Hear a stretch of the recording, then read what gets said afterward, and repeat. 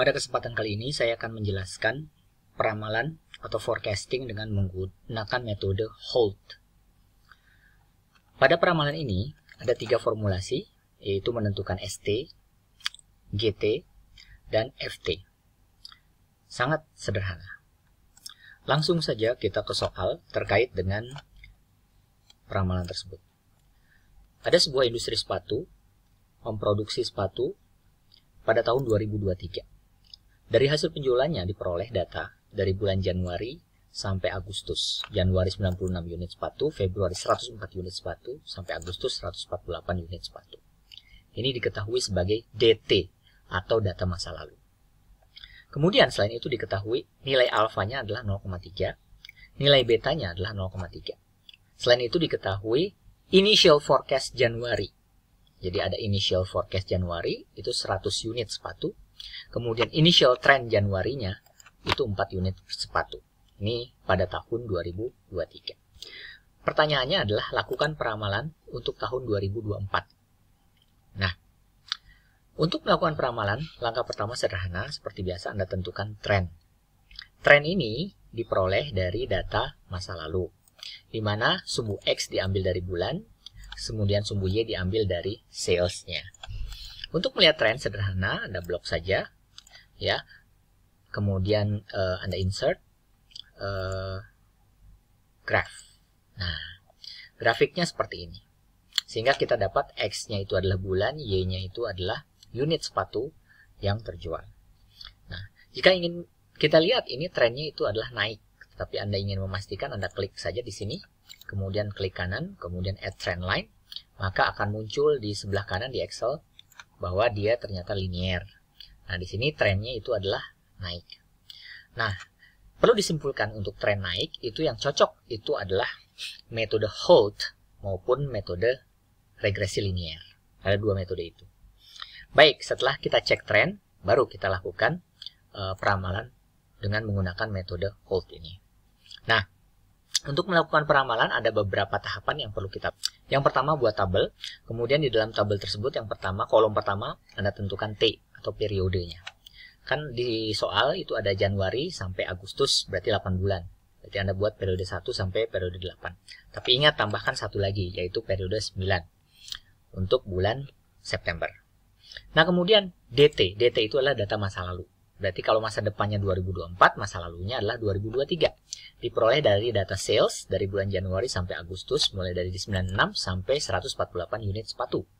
Nah, sehingga Anda pindahkan ke sini 96 sampai 148 unit sepatu. DT, data masa lalu. Kemudian kita menentukan nilai ST. Nah, untuk menentukan nilai ST ini kita pergunakan formulasi yang tadi saya jelaskan sebelumnya. ST sama dengan alfa kali DT ditambah 1 min alfa kali ST min 1 ditambah GT min 1. Nah, untuk melakukan itu, yang pertama kita melakukan perhitungan ST untuk bulan Januari. Ya. Nah, karena di bulan Januari itu tidak ada periode sebelumnya atau Desember tahun 2022, maka otomatis kita lakukan inisialisasi. Nah, untuk ST bulan Januari, kita ambil dari initial forecast Januari. Diketahui 100 unit sepatu. Maka otomatis di sini kita masukkan 100 unit sepatu. Gitu ya. Nah, lalu bagaimana dengan bulan Februari? Ya, berarti kita harus menggunakan rumus yang tadi sudah kita dapatkan. Rumusnya, ini adalah rumus ST.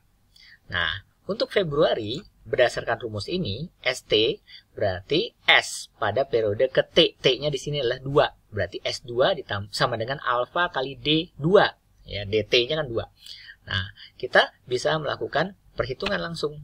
Ya, ini saya ambil sama dengan, nah, alfanya ini adalah 0,3. Berarti 0,3. Kemudian dikalikan dengan DT. DT itu adalah demand. Data masa lalu pada periode ke T. Ingat, jangan tertukar. T, kalau yang di atas 96 itu DT min 1. DT sebelumnya. Tapi kalau DT berarti 104. Nah, berarti 0,3 kali 104. Kemudian, ditambahkan. Nah, ditambahkan 1 dikurangi alfa. Oh, berarti 1 dikurangi alfanya kan 0,3. 0,3.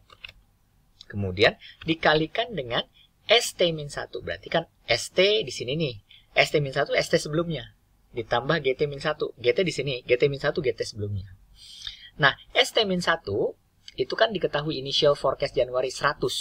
Oh, berarti 100. Sementara GT-1 ditambah di sini initial trend Januari itu 4. Oh, berarti 4. Ya, sehingga kita tutup, sehingga kita mendapatkan angkanya di sini adalah ST-nya 104. Nah, berikutnya kita bisa menentukan berdasarkan kepada formulasi Excel. Anda bisa lakukan formulasi Excel ya, di mana alfa 0,3 di sini di sel C17. Nah, ini lebih gampang, Anda terlihat seperti ini. Ya, sel C17 dikalikan C23, C23 ini. Ya, kenapa? Karena DT-nya itu adalah sel C23. Kemudian ditambah 1 min alfa. Dikali D22 ditambah E22. D22 berarti adalah ST sebelumnya. Ya, ini ST sebelumnya. Nah, kemudian G22 itu juga ST sebelumnya. Nah, Anda bisa menggunakan formulasi Excel. Kalau sekiranya sudah Anda pergunakan Excel, maka Anda tinggal copy paste ke bawah. Ya, Anda tinggal copy paste ke bawah ya, sehingga dapatlah angka-angkanya seperti ini. Ini adalah untuk kolom ST. Bagaimana untuk kolom GT? Untuk kolom GT ya, kita mulai dari bulan Januari. Januari itu karena tidak ada data sebelumnya, berarti initial trend Januari diketahui 4. Oh, berarti di sini Anda masukkan angka 4. Lalu bagaimana dengan bulan Februari? Nah, bulan Februari Anda baru pakai formulasi GT. Nah, ini adalah formulasinya.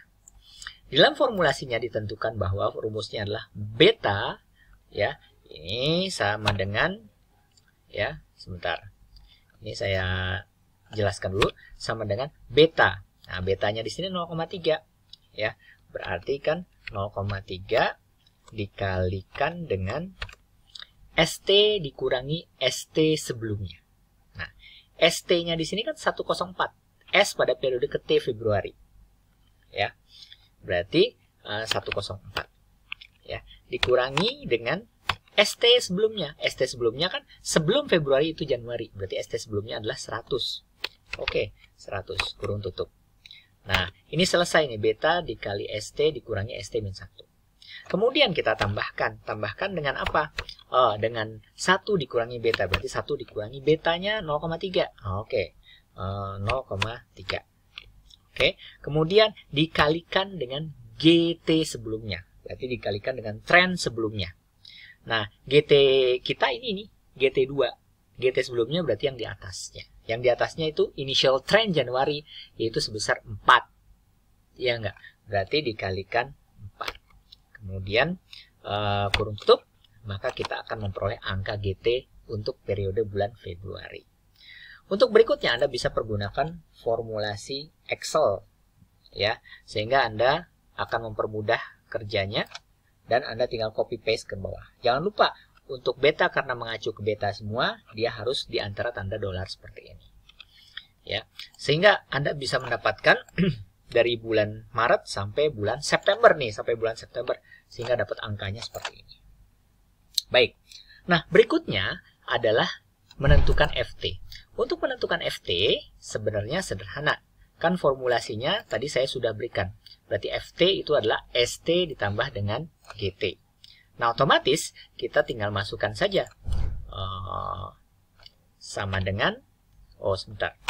Oke, berarti kita mendapatkannya, ST-nya kan 100. Ditambah GT-nya 4. Nah, dapat seperti ini. Saya perjelas seperti itu.